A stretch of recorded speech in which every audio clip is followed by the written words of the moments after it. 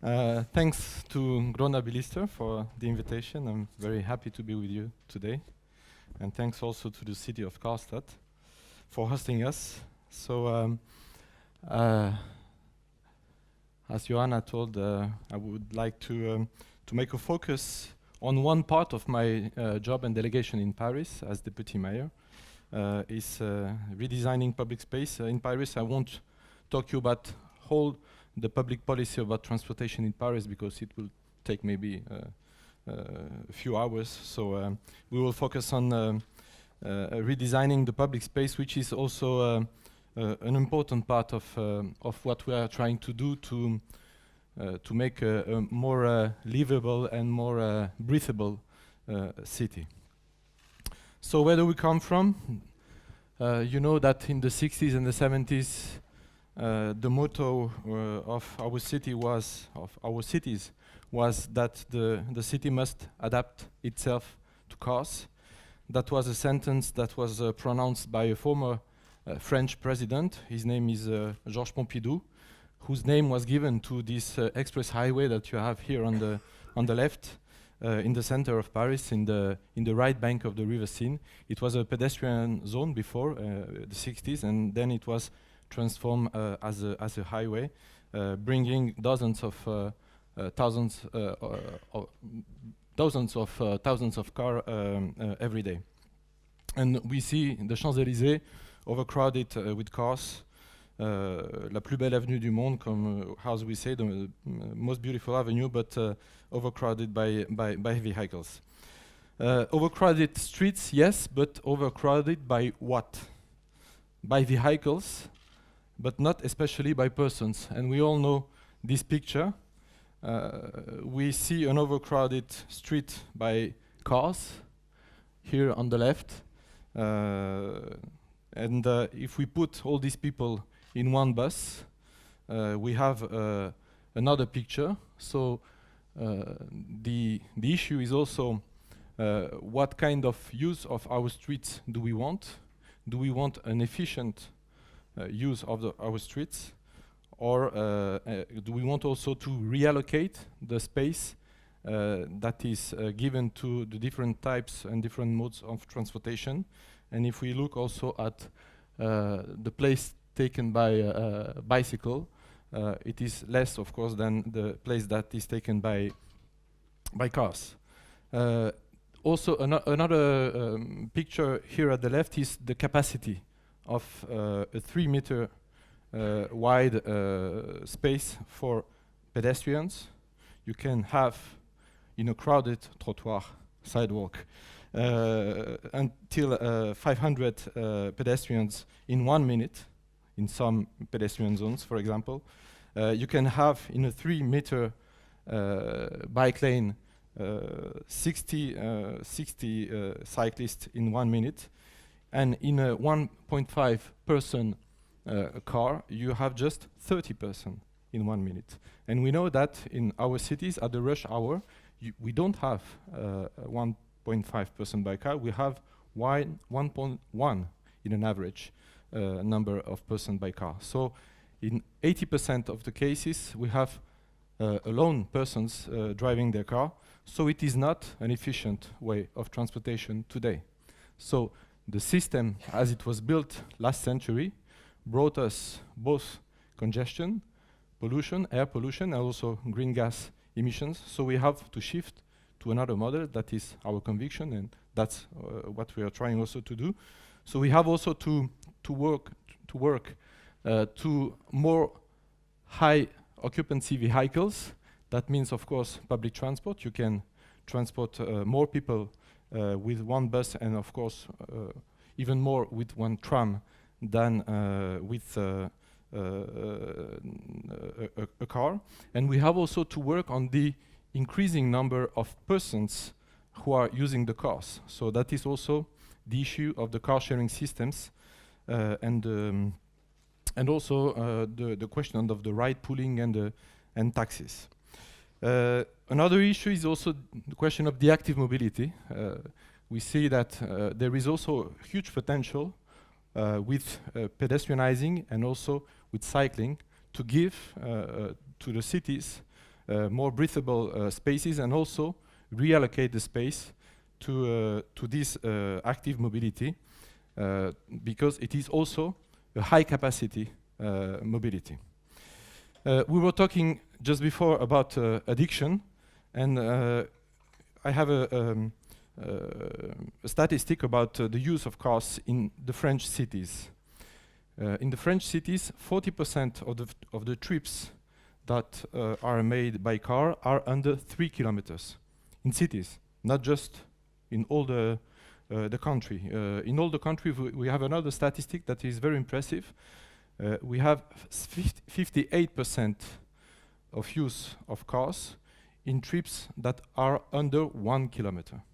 So these trips could be made, should be made by other ways of transportation, and especially with active mobility. So we have also to build policies to get out of this addiction and promote other ways of transportation.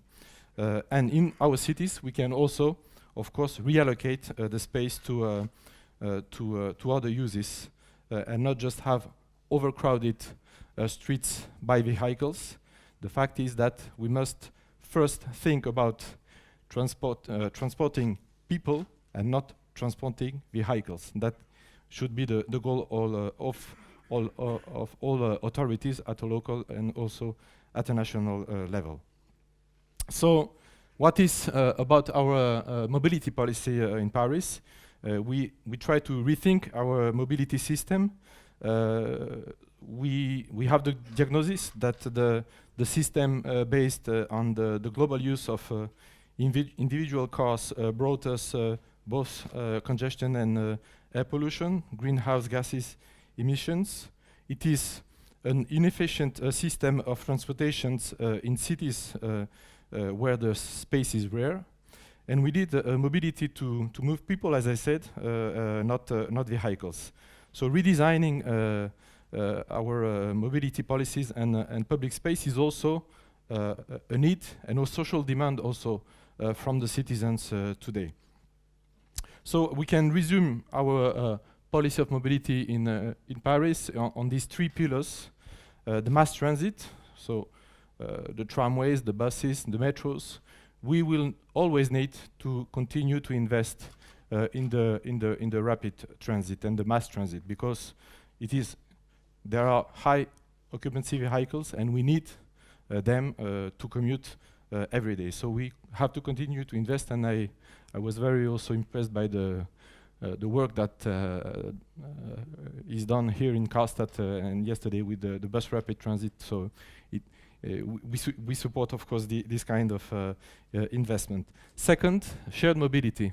We have also a huge potential to increase the occupancy of vehicles by car sharing, by other ways of free-floating services. I know that there are also debates about that, and I think that it will be also a part of the discussion that we will have this afternoon. And third pillar, the active mobility. Not the third as not the most important one. It is one of the main pillars. Walking and cycling should be at the core of the mobility of policy of cities, and that means redesigning public spaces. So giving more places for pedestrians, for cyclists, for public transport. So sharing the public space. Removing car lanes, taking the place that was given to the cars last century to bring them to other ways of transportation. And my conviction is that we should not have the use of individual vehicles for short trips. That we should give the real priority to these 3 pillars for the trips that are made in our cities, as we know that there are a lot of them are short trips. So this is also one of the issues of the mobility as a service. So we know also that the digitalization of mobility will also have to bring and to give incentives to people to use this type of mobility. And we should also work with the new platforms, and we see, for example, I see here some e-scooters. We should also work with them to make them understand that this new mobility is interesting, but we have, as local authority, to regulate this kind of mobility and to develop them and to offer this new mobility for the public interest and not just the interest of some private companies. So concretely, that means also bringing new pedestrian areas permanently or temporarily, restricting, reshaping streets and squares. I'll give some examples.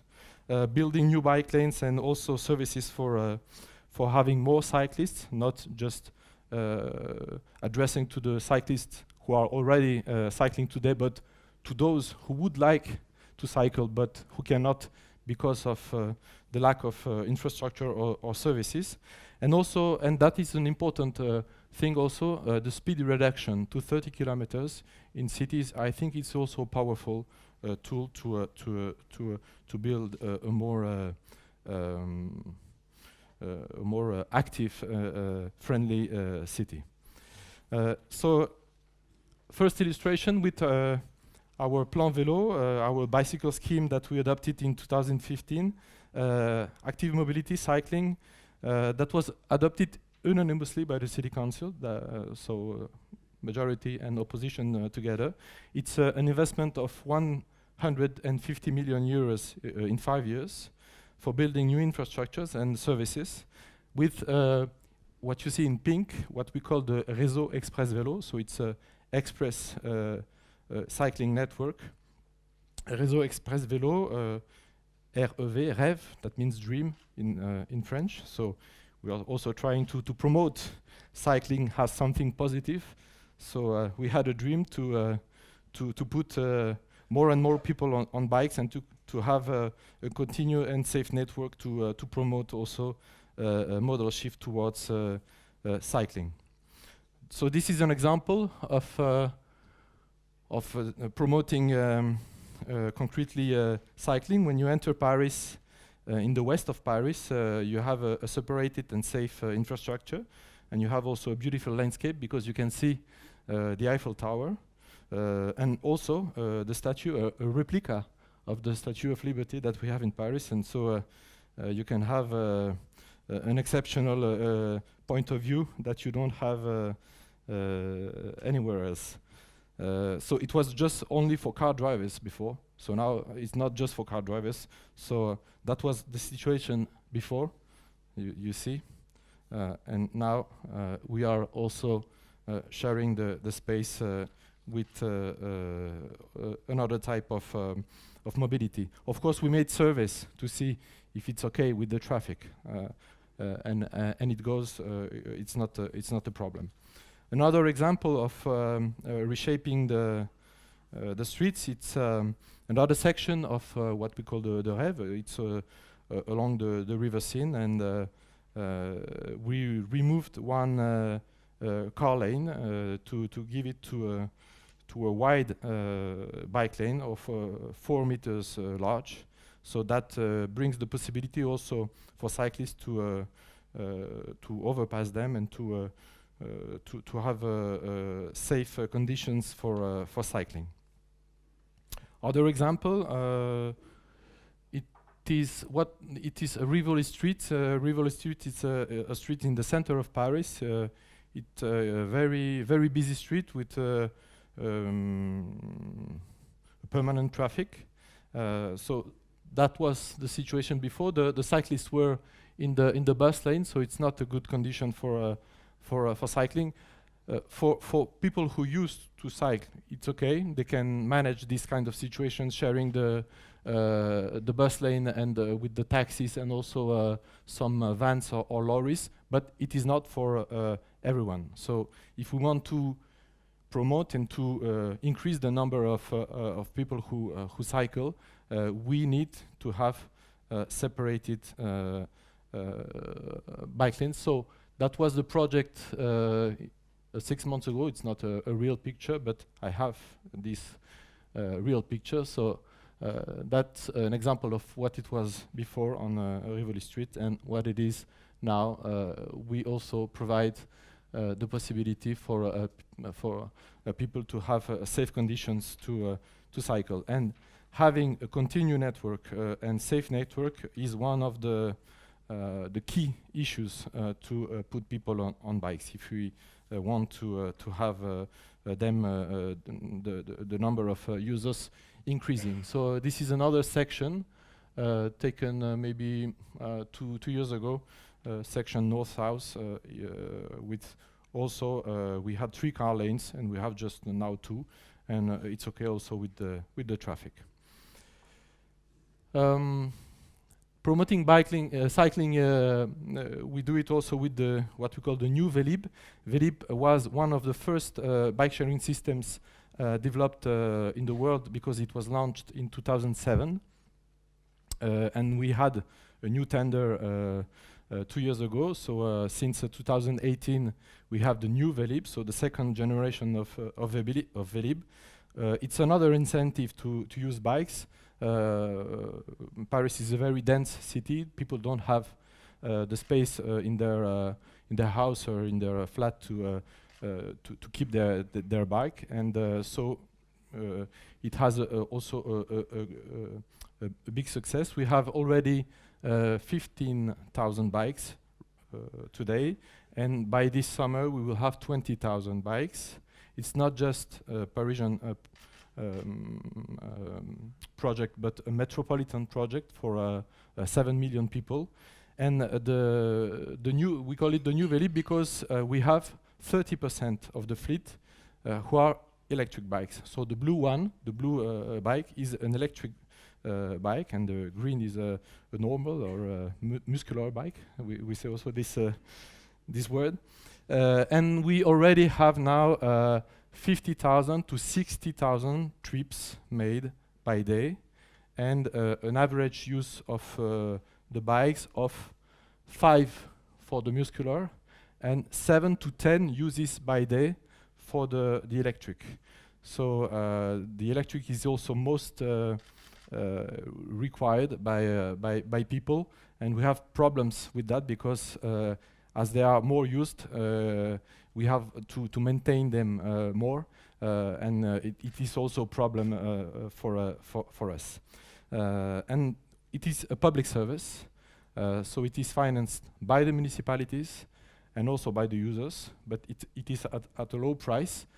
So if you subscribe to the green Velib, it costs you just 3 euros per month, sorry. And if you subscribe to the electric one, it costs you 8 euros per month. And the first 30 minutes are free of use. So it is also a very cheap way of transportation to bring also the possibility for all kind of people to use. And we have also social prices for people who have less money, for example, or for the students. It is half the price for them. Promoting active mobility means also reducing the dependence from cars. That is also bring facilities to use bicycles. With the contraflow cycle lanes, we give the possibility to the cyclists to go contraflow the traffic. So this is a small street at 30 kilometers. You can see the cyclist in the traffic, but there is a small traffic in the street, and they can go also contraflow. So instead of having going around with the bike, you can go straight in contraflow, and with the speed limit for cars that it's limited to 30 kilometers, it is safe for all. We don't have any accident with this measure, and it is also a very strong tool to an incentive to put people on bikes, and we try to do it also on different streets. You have an example here. What it was before a street, an ordinary street, 50 kilometers, and now 30 kilometers with the contraflow cycle lane. And bringing these new infrastructures with new wide bike lanes, it also brings new cyclists. There is a proverb: make infrastructures and make bike lanes, and cyclists will come. And this is our mayor, Anne Hidalgo.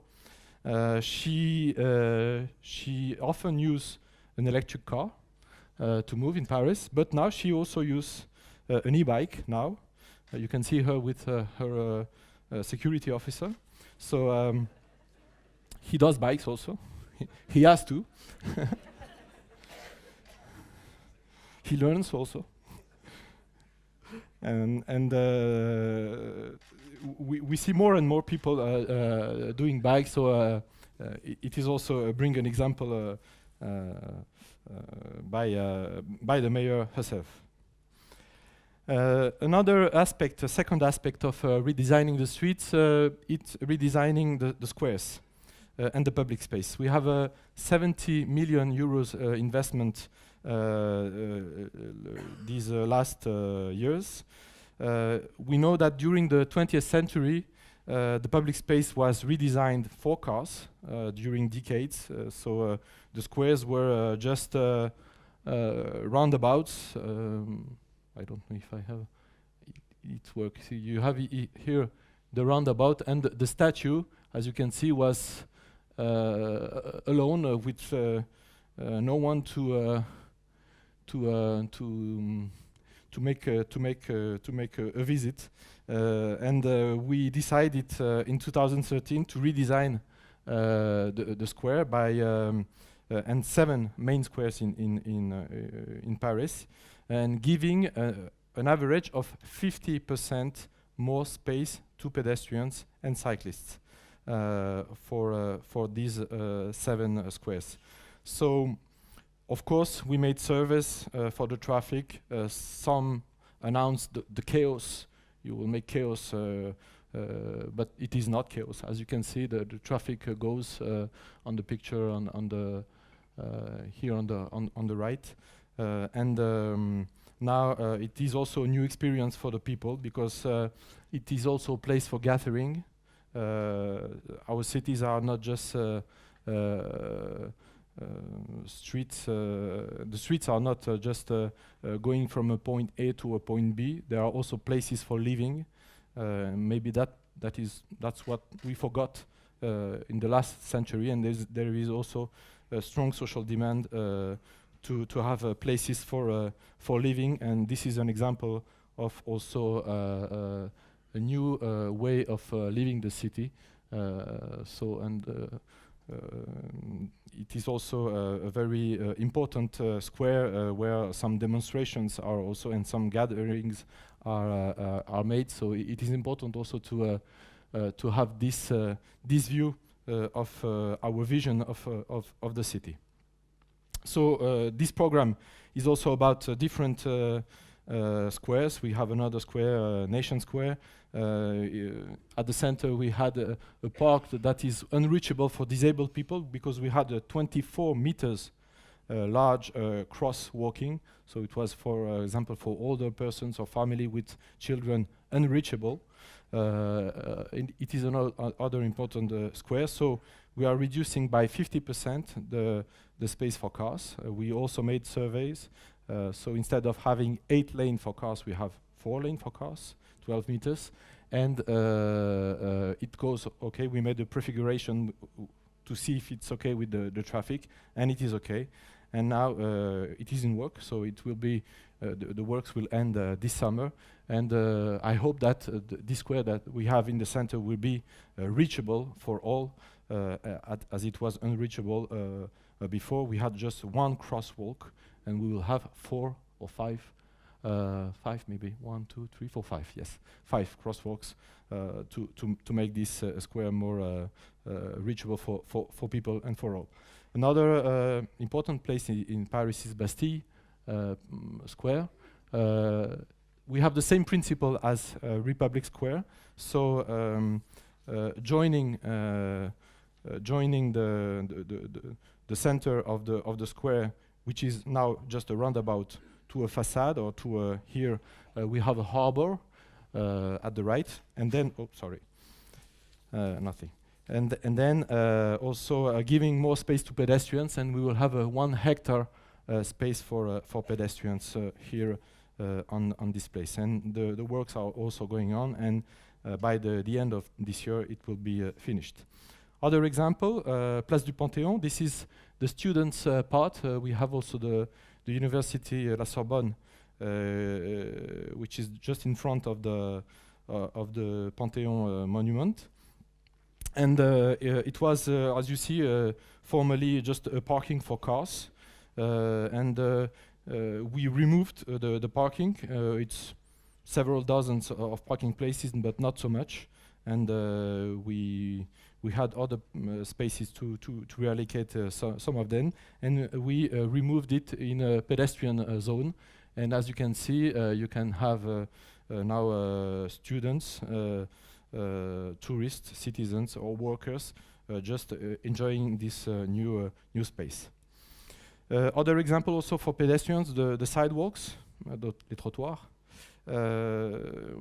We have an old city and narrow streets and sidewalks, and we are trying to give more space to pedestrians, more comfort for them, because they are the first. They should be the first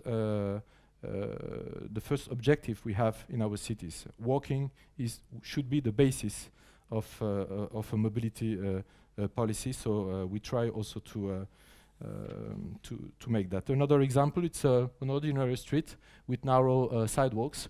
We removed the parking and giving more space to pedestrians, and also you can see the contraflow, so for cyclists. So it is both good for pedestrians and also for cyclists, and it is safe because the cars, there is not a big traffic, and it's okay with it's just a habit to have. Another example, of course, of social demand is also having the vegetalization of the streets. I will go fast because I have a third point to talk about. The left bank.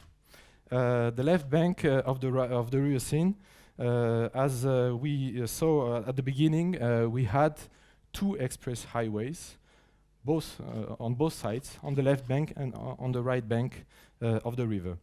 And that was what it was looking till 2013 at the left. Of course, we made it in black and white to see how ugly it was. And now in color, how beautiful it is. So we turned it to a pedestrian path for leisure, for sport, for culture. And it works very well, as you can see. We of course have the traffic on the upper quay. So we still have traffic. So we made also surveys to go if it's okay. And as the traffic is also decreasing year by year, it goes. Of course, we have some difficulties, some resistance at the beginning, but after all, today we have a strong support of the people, and no one would like to go back. Other example, black and white and color.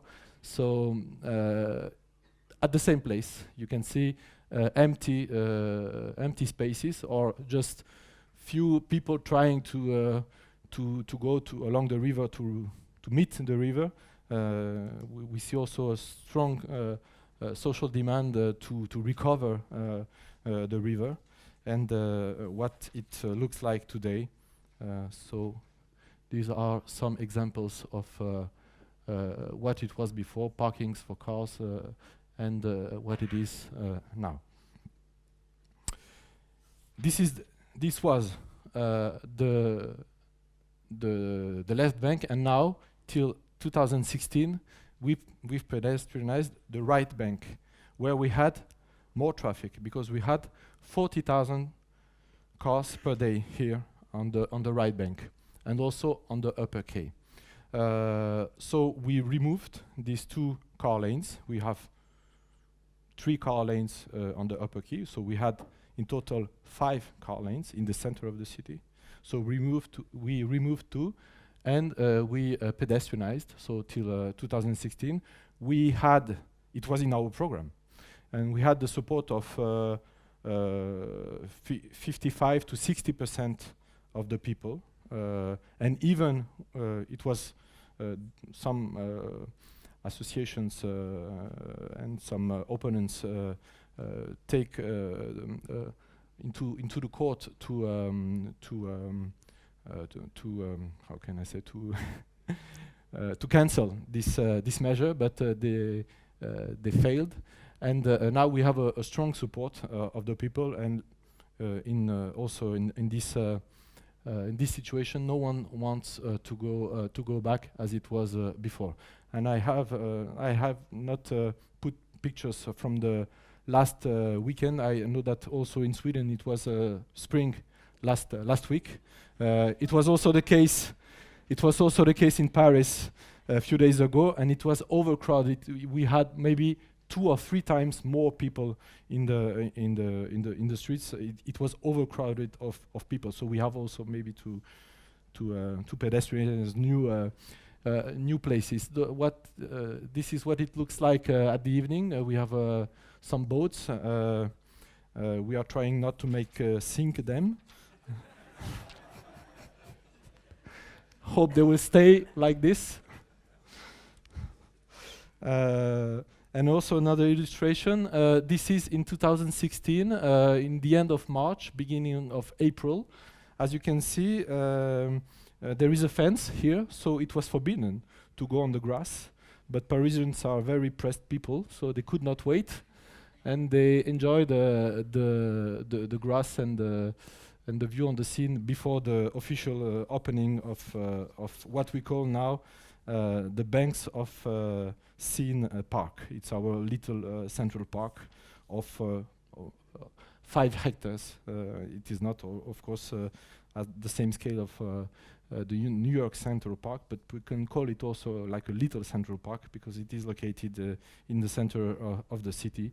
And this is what it looks like. So what is interesting is that we have also all the generations of people from all also social conditions, and we have a melting of people.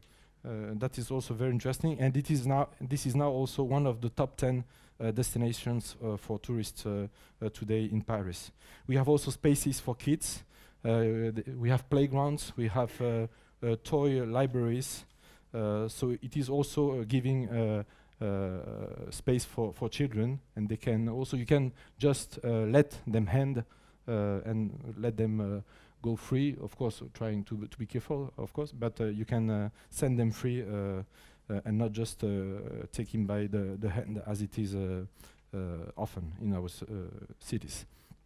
Another example of what we are trying to do, temporary pedestrianization of some street of the Champs-Élysées each month. We are doing it. It is a big success, as you can see. We have thousands of people who are enjoying this one day per month closing. So every first Sunday of each month, we are closing the Champs-Élysées, and it looks like that. We also have a car-free day once a year in September. It is paired with the Patrimony Day, with the Heritage Day.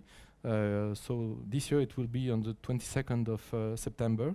And we let the public transport, we let the taxis, we let, of course, the police vehicles and ambulances and vehicles like that. But we give the streets to people, and this is what it looks like. So we have just one day per year. We look like Amsterdam or Copenhagen. This is also what it looks like. We have some weird kind of mobility, some new mobility, also. So this is a meeting between old and new mobility, and some other examples of. This is Rivoli Street. We will open a new bike lane in this section this year, and even when it's rainy, it works. and you see also some people doing yoga in a square which is normally overcrowded by vehicles. So this is also another picture that we want to give. It's only 1 day per year, but maybe it is also to give, yes, as I said, another picture and to make the people enjoy the city. And after all, with our mayor, Anne Hidalgo, try to practice what you preach. Thank you.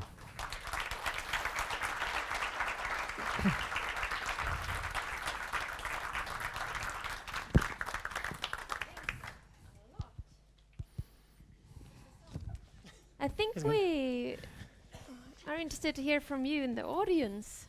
Do you have questions for Christoph? I know that you probably represent smaller scaled municipalities and cities than Probably. metropolis. So put your mayor on the bike. Yeah. Yeah. You can try. Any question? One question? We have to wait for the microphone.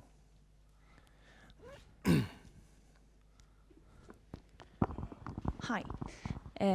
I was wondering what kind of response did you get from the citizens when you did these kind of things? Well, we, as I said, we have a strong social demand. The streets were designed for decades and decades just for the traffic. And now there is also a social demand for having living streets. And to make a pause, to just to gather, to be with friends, and to enjoy the fact of being together on the street. So there is a strong social demand, and there is a strong support. We often make surveys about our mobility policy, and the strongest support is pedestrianizing and giving more spaces to cycles. We have a participatory budget in Paris since 2015. So we allocate 5% of the investment budget to the citizens, and they propose some projects, and they vote. For the last vote, we had 200,000 votes for the last year.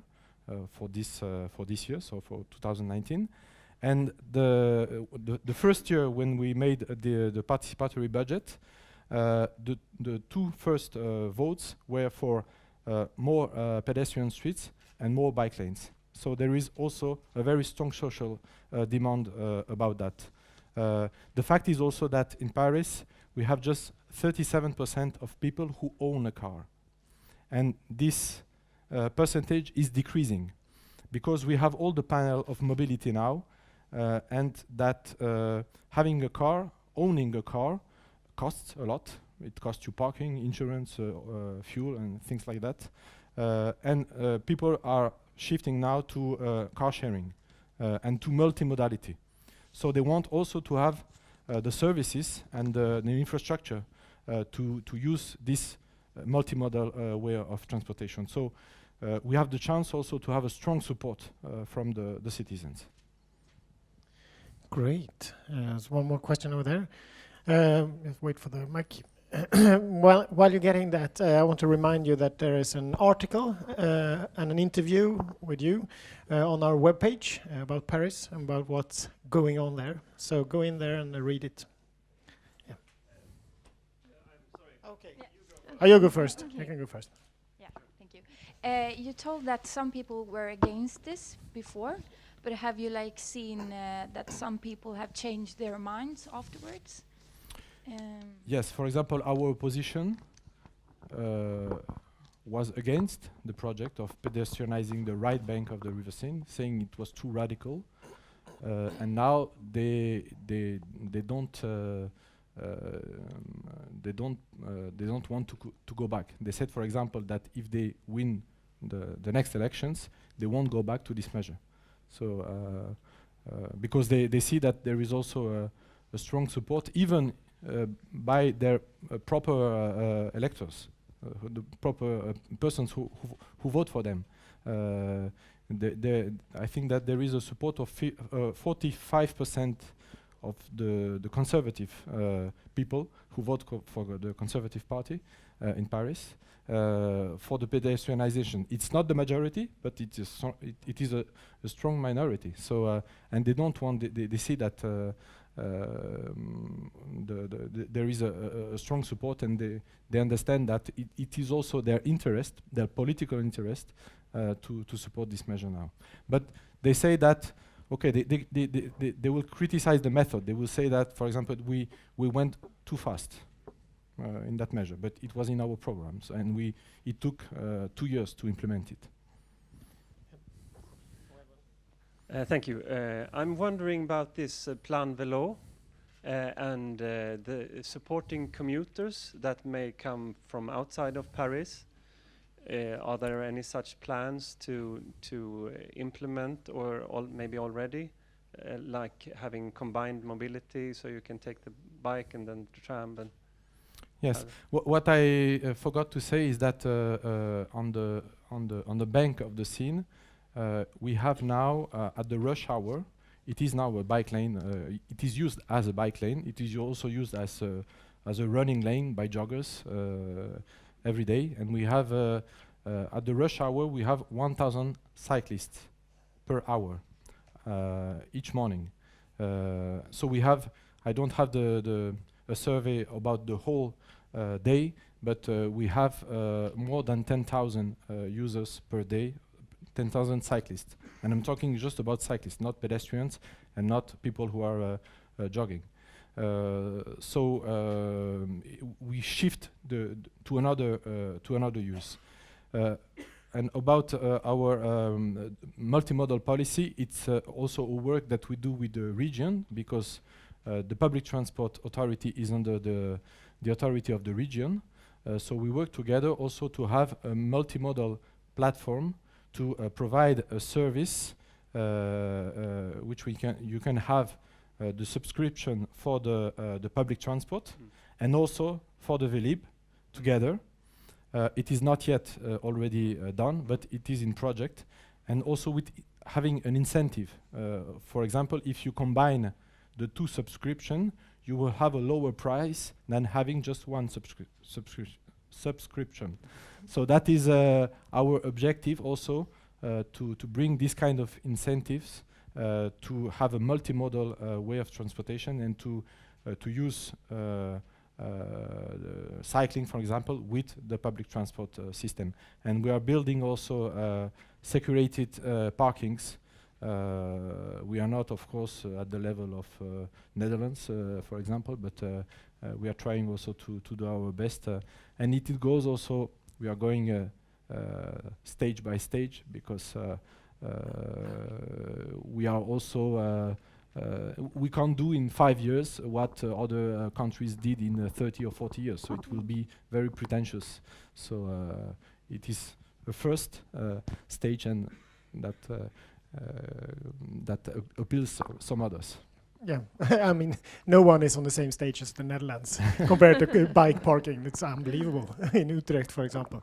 One more question. Hello, I work for a company that digitalizes parking assets and mobility, and the results you have done here with the pedestrianizing of the city, that's very visible to everybody. What are the trends in conversion of closed parking assets in Paris? I mean, garages that are not open to everybody. Here we have the situation where a lot of garages are full during the day, that's in business areas, and others that are full during the night, so they are not very well utilized. Do you see an opening up of garages for car sharing where external people can get in? Do you have any hints on that? Yes, and we have also apps for that, for mutualizing parking spaces during the day and during the night. We have what we need with parking spaces in our cities, because they were built. We have about 1 million parking spaces, if I count the parking spaces on the on the streets and also on under the ground. So it is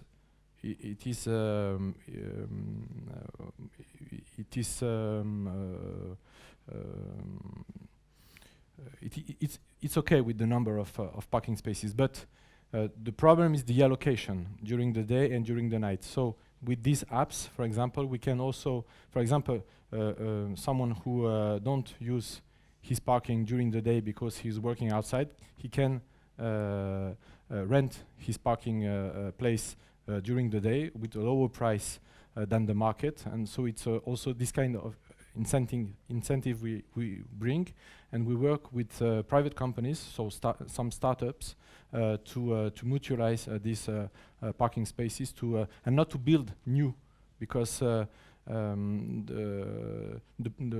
problem is not or having new infrastructure and more infrastructure for parking, because the existing is sufficient for that. Great. Is there any more questions? One more in front here. Okay, let's do two more. Quick ones. Oh, I didn't know. Yeah. Thank you. You can I'm ask. curious to know, the primary use of car is usually for work commuting, and most of the time people do that in order to save time.